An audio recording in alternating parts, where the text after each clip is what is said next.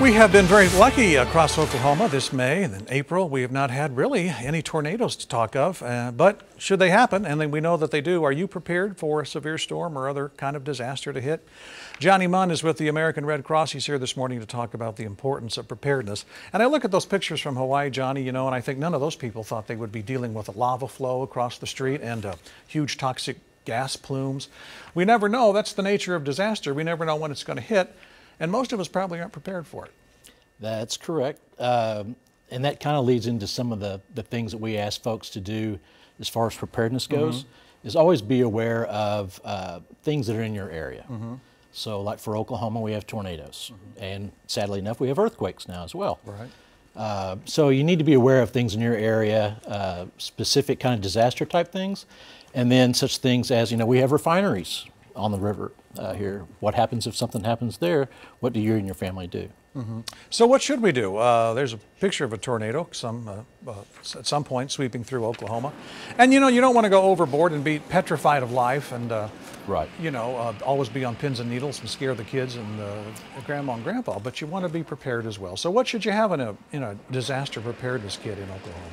There's and it's some basic things you can have, and there's a whole big long list that we have at redcross.org on specifics, but food for 3 days, water for 3 days, flashlights, just the basic necessities.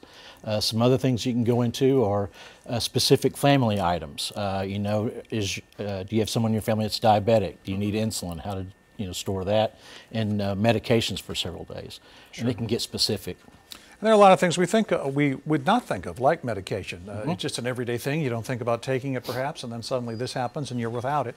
And in a disaster, things are not going to be normal, and you may not be able to get to the pharmacy or find clean drinking water, that kind of thing. The other thing you need to keep on hand too is also documents, copies of documents. Those are going to be very important at specific times, so you'll have copies of all that stuff. Is there a way you suggest storing it? People would say, well, I can get this food, but what happens? How long can I keep it on the shelf? And then how often do you check your supplies to make sure that they're not outdated, I suppose, right? True. You can do that as part of a monthly plan. We ask everybody to, the things you can do are get a kit together, get a plan together with your family, and exercise that plan at least once or twice a year. And have like 2 places to meet if you need to. And then again on the site that you can see, we'll go into specifics on different coolers and things that you can do.